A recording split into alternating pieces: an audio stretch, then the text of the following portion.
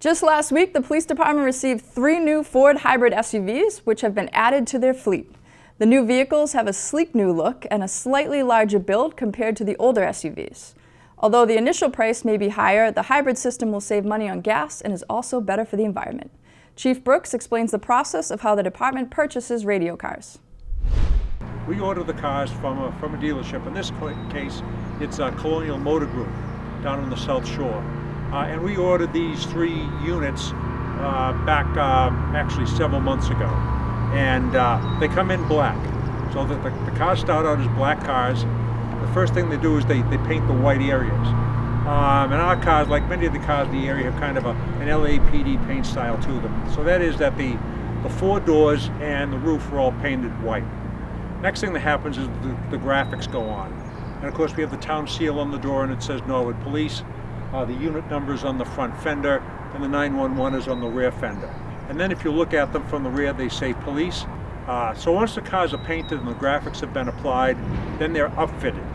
In other words, all the gear is put in. So this one behind me, you see the roof lights, the blue lights that are mounted to the roof.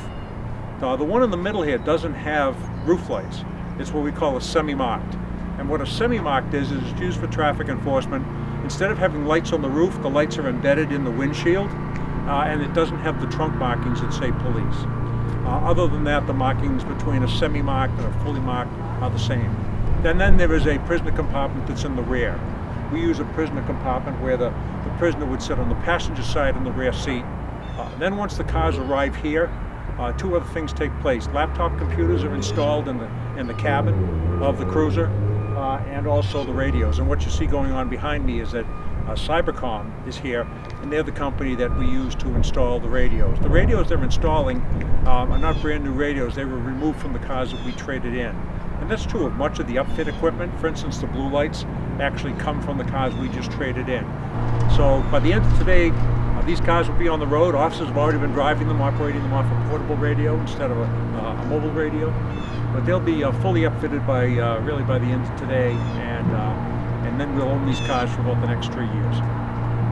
If you get any questions, you can contact us over social media. You can always send us an email. We'll be happy to answer individual questions from citizens about these new cars. And until I see you next time, thanks.